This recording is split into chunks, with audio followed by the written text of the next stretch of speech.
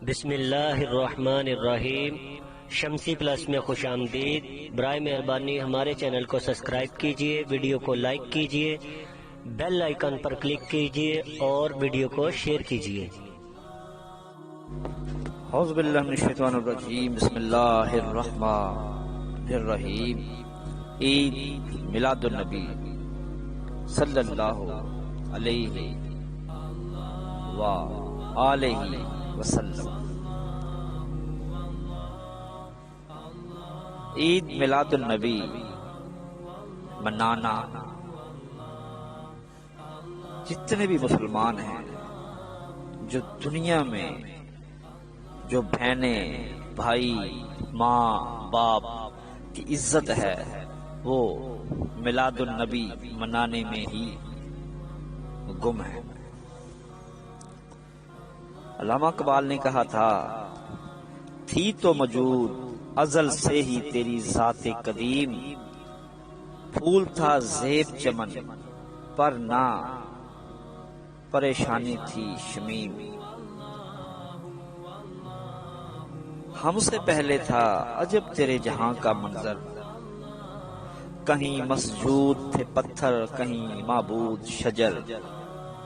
پھر فرماتے ہیں، تجھ کو معلوم ہے لیتا تھا کوئی نام تیرا، قوت بازوئے محمد صلی اللہ علیہ وسلم نے کیا کام تیرا۔ بس رہے تھے یہیں سلجوقی بھی، تورانی بھی، اہل چین میں، ایران میں ساسانی بھی، اسی معمور میں بات تھے یونانی بھی، اسی دنیا میں یہودی بھی تھے نصرانی بھی۔ پر تیرے نام پہ تلوار اٹھائی کس نے، بات جو بگڑی ہوئی تھی وہ بنائی کس نے۔ عشق قوت عشق سے ہر پشت کو بالا کر دے، قوت عشق سے ہر پشت کو بالا کر دے، قہر میں اس میں محمد صلی اللہ علیہ وسلم سے اجالا کر دے۔ برادران اسلام، میں نے آپ کے سامنے علامہ اقبال رحمۃ اللہ علیہ کے چند اشعار آپ کے ہوش کو شعر کیے، آپ کو سنائے۔ علامہ اقبال نے سچ کہا ہے۔ علامہ اقبال نے کمال فن سے اور کمال ذہانت سے انسانیت کی پوری تاریخ کا ابتدا سے لے کر حضور علیہ الصلوۃ والسلام کے زمانہ تک پورا نقشہ کھینچا کہ پہلے دنیا کیسی تھی اور حضور صلی اللہ علیہ وسلم جب تشریف لائے تو دنیا کیا تھی۔ پہلے دنیا جہالت میں گھری ہوئی تھی، ذلت کی زندگی بالکل طریق کوٹڑی میں بند تھی اور دل میں گھری ہوئی تھی۔ کوئی خطہ زمین کا ایسا نہ تھا جہاں توحید کا نور جلوہ گر ہو، جہاں اللہ کا بندہ سجدہ کرتا ہو۔ پوری روئے زمین کے اوپر جہالت، پرستی، وہم، شرک، ان چیزوں کا دورہ تھا۔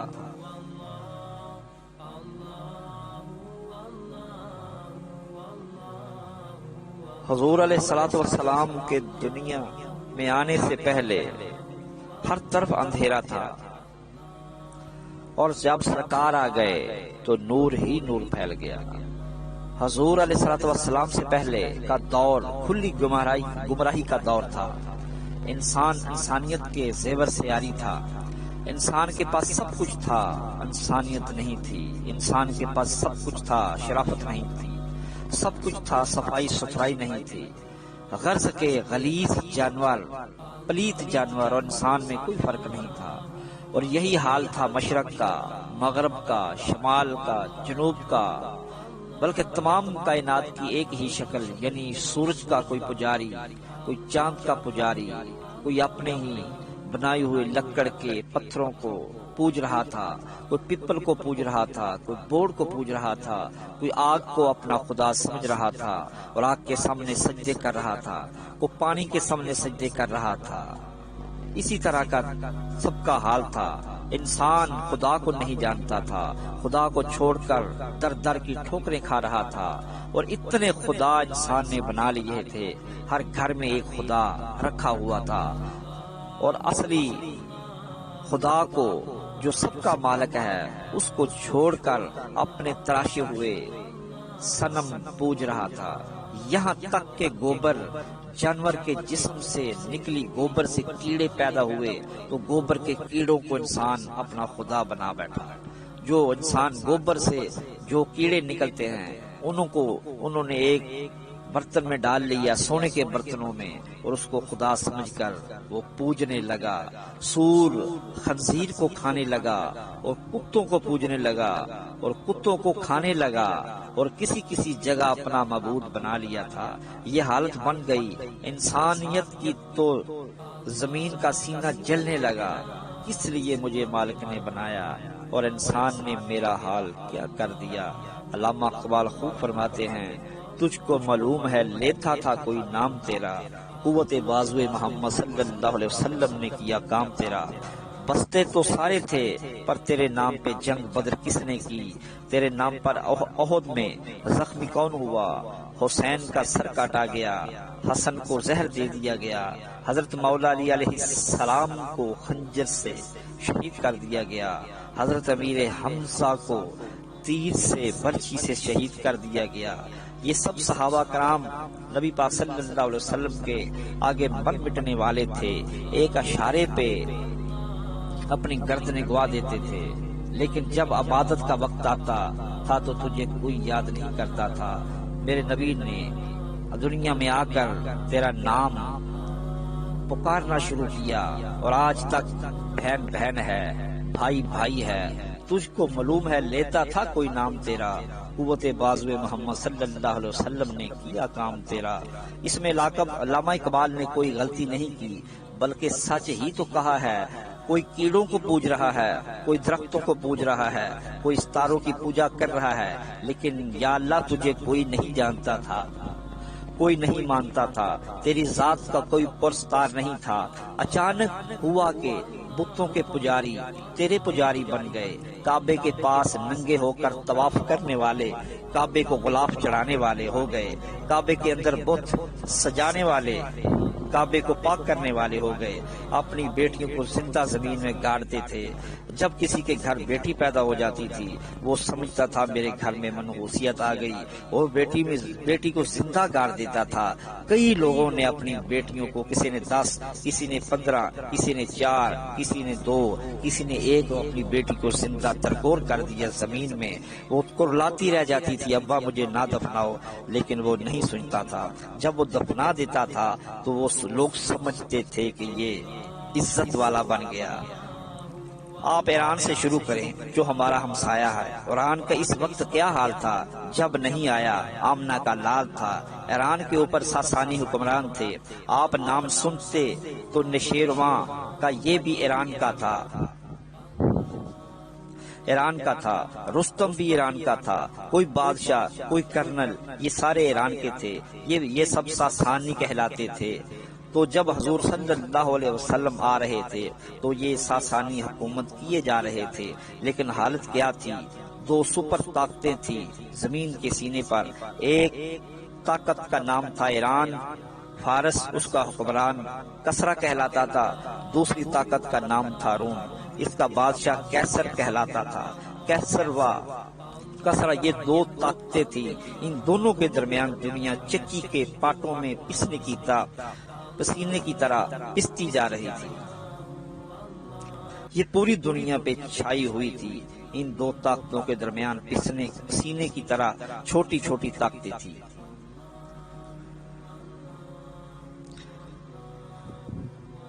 ایران فارس کہلاتا تھا اور اتنا بڑا ملک تھا، عراق بھی اس میں، بعد شام کا کچھ علاقہ بھی اسی میں، ہندوستان کا کچھ علاقہ بھی اسی میں، افغانستان بھی اسی میں، بلخ بخارا بھی اسی میں تھا۔ اس کے عقیدے کیا تھے؟ ایران کیا تھا؟ اخلاق کیا تھا؟ عراق اخلاق بے حد گندا تھا۔ اگر پوری دنیا کی ناک کا کردار اتنا گندا ہو تو باقی دنیا کا کیا حال ہوگا؟ یہ اصول ہے کہ جس قوم کا وزیر اعظم اچھا ہوگا تو قوم بھی آہستہ آہستہ سے اچھی ہوگی، جب وزیر اعظم شرافی ہوگا تو قوم بھی ویسی ہوگی، جب قوم ایسی ہوگی تو وزیر بھی ایسی ہوگی۔ کہنے کو تو نشیرواں، ویسے تو وہ بڑا عادل کہلاتا تھا، بڑا اچھا کہلاتا تھا، لیکن کرسی کا چکر آیا تو نشیروان عادل نے 17 بھائیوں کو پکڑوایا، 17 بھائیوں کو پکڑ کے گاجر کی طرح کٹوا ڈالا، آنکھیں نکلوا ڈالی۔ 17 بھائیوں کا قاتل، لیکن نام ہے عادل۔ یہ تھا سب ملکوں کا حال۔ ماں بیٹی کی عزت کوئی نہیں تھی، کوئی ماں کے ساتھ زنا کر رہا تھا، کوئی بیٹی کے ساتھ زنا کر رہا تھا۔ دارے کا حال یہ تھا، اس نے اپنی ہی بیٹی کو پال رکھا تھا، حتیٰ کہ دارا کے گھر میں جب اس کی اپنی بیٹی پیدا ہوئی، اس کی اپنی بیٹی کا نام روشنک تھا، تو وہ اپنی بیٹی کو اس نیت سے پالتا رہا کہ جب یہ جوان ہو جائے گی تو میں اس سے شادی کروں گا۔ سوچئے کہ ہمارے نبی سے پہلے، دنیا میں آنے سے پہلے لوگ کیسے کیسے تھے جو اپنی بیٹی کو پال رہے تھے کہ میں اس سے شادی کروں گا۔ جب بیٹی جوان ہو گئی تو یونانیوں سے لڑائی چھڑ گئی دارے کی۔ جس وقت میدان میں تھا تو دل میں تھا کہ میدان جنگ میں بیٹی سے منہ کالا کروں گا، لیکن وقت نہ آیا۔ یونانیوں نے دارا کو خنجر مار مار کر ڈھیر کر ڈالا، اس کے سانس اٹکنے لگے، وہ مرنے لگا۔ اس نے اپنے جرنیل فلک سکندر کو بلایا، سکندر اعظم کو بلایا۔ اس نے کہا بیٹی میری تھی جب میں اس کو اپنی شادی کے لیے پال رہا تھا، لیکن میری وصیت سن لے۔ اس نے سکندر کو کہا میری وصیت سن لے کہ اب میرے جانے کے بعد اب تو اس سے اپنا شادی کر لینا۔ یعنی صورتحال یہ ہے کہ نہ بیٹی ہے، نہ ماں ہے، نہ بہن ہے، قسطیں نیلام ہو رہی ہیں۔ لوگ اپنی بیٹیوں سے منہ کالا کر رہے تھے، بھائی بہن سے منہ کالا کر رہا تھا، باپ بیٹی سے، بھائی بہن سے، بیٹا ماں سے۔ یہ تھی صورتحال دنیا کی۔ ارے لوگوں، کیا تم جانتے ہو کہ جب میرا نبی آیا، پیارے حبیب حضرت محمد مصطفیٰ صلی اللہ علیہ وسلم دنیا میں آئے تو آپ نے بتایا کہ بہن کیا ہے، ماں کیا ہے، باپ کیا ہے، بیٹی کیا ہے۔ یہ سب رشتے بتانے والا کون تھا؟ ہمارا نبی۔ اور آج آپ کہتے ہیں کہ میلاد منانا نہیں چاہیے۔ سب کو میلاد منانا چاہیے، بیٹیوں، بہنوں کو، بیبیوں کو گھروں میں میلاد منانا چاہیے، کیونکہ آپ کو عزت دینے والا، آپ کو گھر بٹانے والا، آپ کے سر پر دوپٹہ ڈالنے والا میرا نبی ہے، جس کا نام ہے احمد مصطفیٰ، محمد مصطفیٰ صلی اللہ علیہ وسلم۔ یا آج مولانا کہتے ہیں کہ میلاد نہیں منانا چاہیے۔ میلاد سب سے پہلے اللہ نے خود منایا۔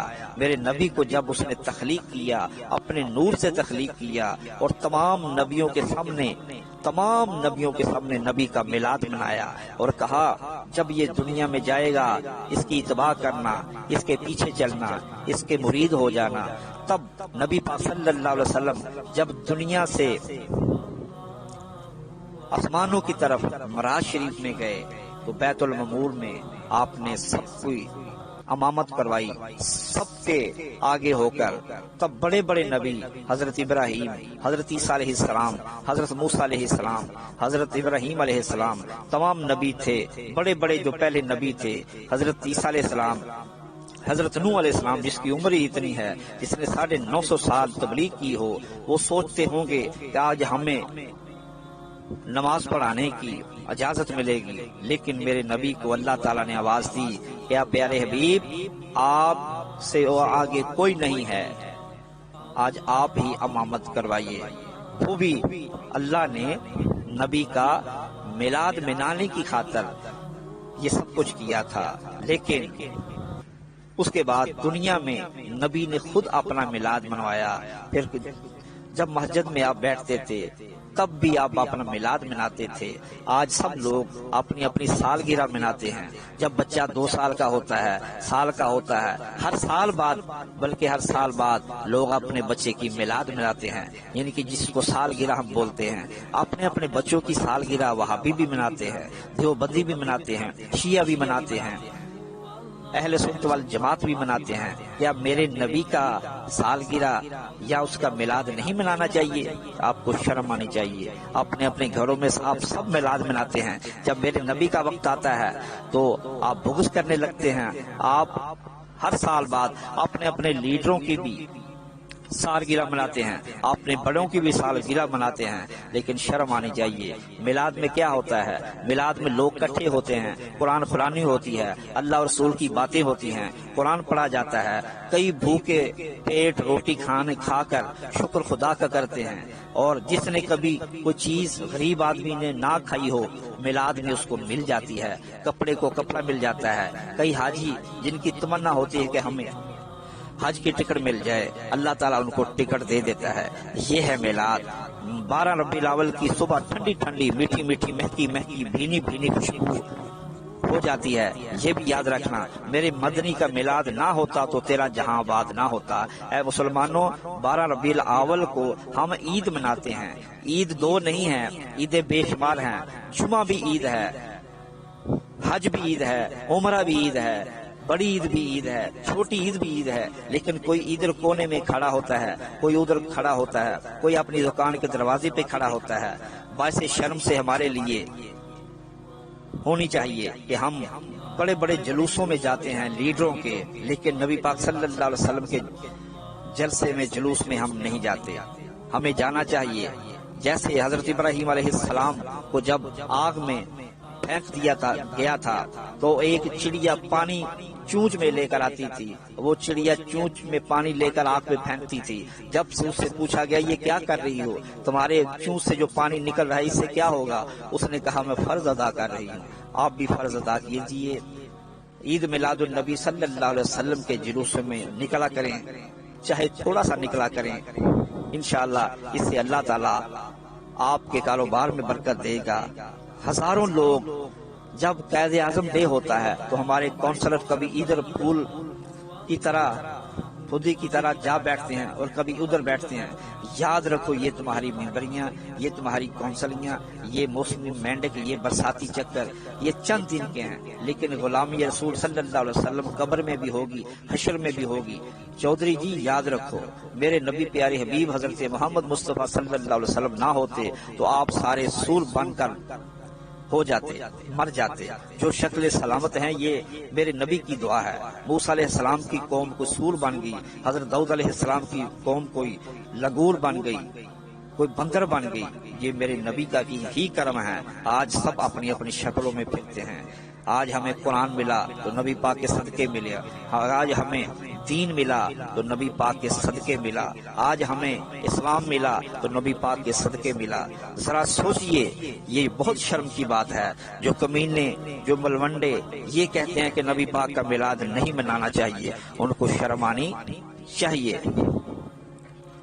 وہ آئے روشنی بن کر شبستان محبت میں، اندھیرا ہی اندھیرا تھا اجالا ہی اجالا ہے، نور سرکار نے ظلمت کا بھرم توڑ دیا، اور کفر کفور ہوا شرک نے دم توڑ دیا، اور شدت ظلم ہوئی خلق محمد مصطفیٰ صلی اللہ علیہ وسلم سے فنا، جتنے شداد تھے ہر ایک نے دم توڑ دیا۔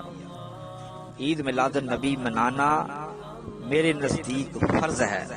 جو کوئی کچھ بھی کہے وہ اپنی جگہ پر ٹھیک ہے، لیکن عید میلاد النبی اللہ نے منایا، نبیوں نے منایا، صحابہ کرام نے منایا، اولیاء کرام نے منایا۔